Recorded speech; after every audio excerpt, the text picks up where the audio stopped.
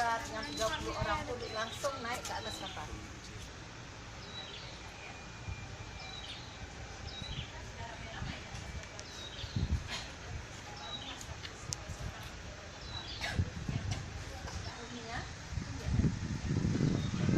Ramai-ramai orang di atas kapal terbangun. Ada apa ni di kapal saya ramai-ramai? Coba lihat mereka di atas kapal itu.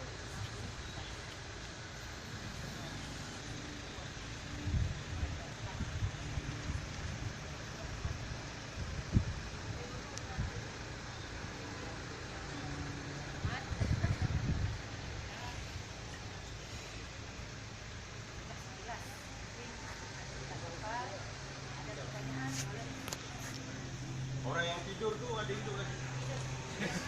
Yang punya kamar. Kita kena jumpa kapten dia tu. Yang tidur tu. Oh, cerita saya. Tapi tak tahu cerita apa. Oh, jadi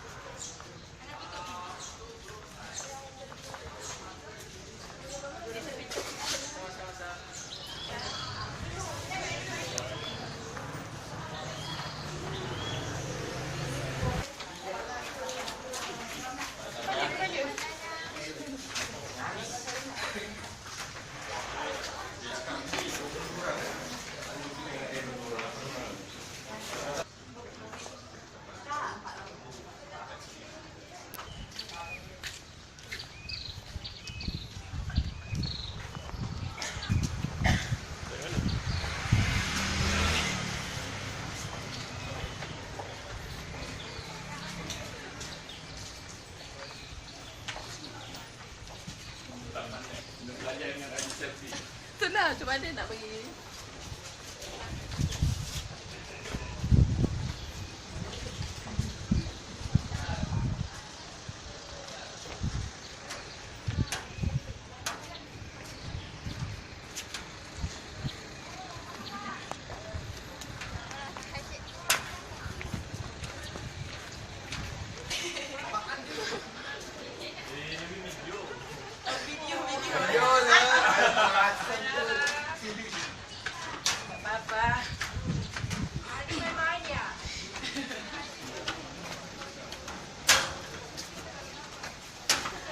Nampak nak gambar tadi kan? Kau dah?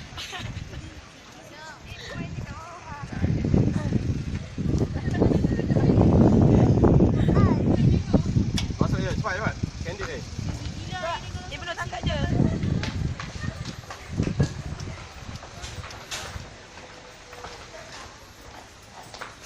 Boleh? Ya. Sampai jumpa. Ayo. Balik. Ha. Oh, Pak Ni rakam Rakam apa ni? Macam gambar semua. Duduk bawah, Bu. Fatimah duduk bawah juga.